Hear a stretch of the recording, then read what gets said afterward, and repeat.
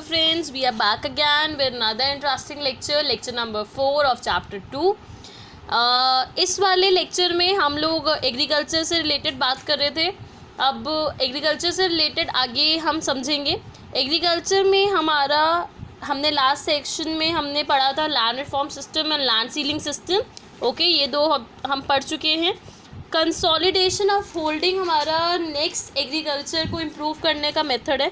Consolidation of holding का मतलब होता है कि हमारी जो भी लैंड है, ठीक है, उसको छोटे छोटे हिस्सों में बांट दिया जाए, कंसोलिडेट कर दिया जाए, जिसका जो यूज़ है, ठीक है, जो भी लैंड जितनी इफ़ेक्टिव है, जिसको जिस भी काम आता है, उसको उस टाइप की लैंड सर्कुलेट कर दी जाए ताकि हर एक इंडिविजुअल जो है, हर एक लैंड जो है वो यूटिलाइज हो पाए.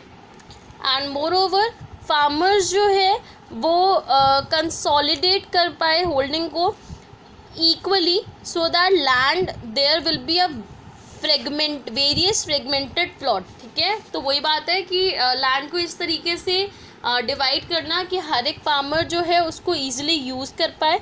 मोर ओवर नेक्स्ट हमारा कोऑपरेटिव फार्मिंग. कोऑपरेटिव फार्मिंग का मतलब होता है कि फार्मर्स जो है वो मिलजुल के काम करें.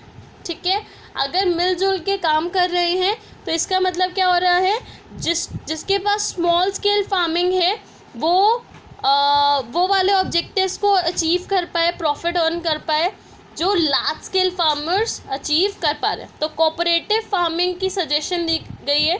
जैसे कहा जाता है एक बूंद बूंद से घड़ा भरता है, उसी तरीके से जब छोटे छोटे फार्मर्स इकट्ठे मिल जाएंगे तब जो लार्ज स्केल फार्मर अर्न कर रहा है वो ही मेनी स्मॉल स्केल फार्मर इकट्ठे अर्न कर सकते हैं. तो ये हमारे ऑब्जेक्टिव्स थे, हमारे टारगेट्स थे, डिफरेंट वे आउट थे कि एग्रीकल्चर को हम कैसे इम्प्रूव कर सकते हैं. ठीक है, और भी बहुत सारे मेथड्स हैं जिसके थ्रू हम एग्रीकल्चर में जो भी प्रॉब्लम आ रही है उसको इम्प्रूव कर सकते हैं.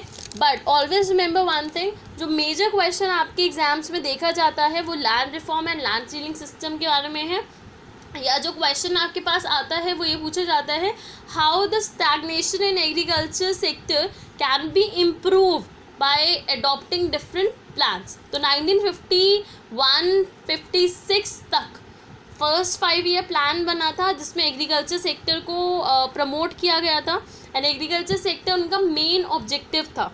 तो एग्रीकल्चर सेक्टर में इम्प्रूवमेंट लाई जाए उसके लिए land reform and land ceiling, consolidation of holding and cooperative farming type हमारे ऑब्जेक्टिव्स बनाए गए थे. एंड इसी के थ्रू हमारा जो एग्रीकल्चर सेक्टर है उसमें इम्प्रूवमेंट देखी गई. ठीक है, इस प्लान में. एंड धीरे धीरे जब फर्स्ट जो 5 ईयर प्लान था उसमें थोड़ा इम्प्रूव देखा गया, तब सेकेंड 5 ईयर प्लान की तरफ, नेक्स्ट ऑब्जेक्टिव की तरफ मूव हो. ठीक है, आई होप आपको ये लेक्चर अच्छा लगा होगा, ये चीज़ समझ आई होगी कि ऑब्जेक्टिव्स को इम्प्रूव करना कितना इम्पोर्टेंट होता है, हमारे गोल्स को अचीव करना कितना इम्पोर्टेंट होता है और कैसे कैसे मेथड एक्सेप्ट करे जाते हैं. ठीक है गाइज, नेक्स्ट लेक्चर में मिलते हैं. Thank you very much.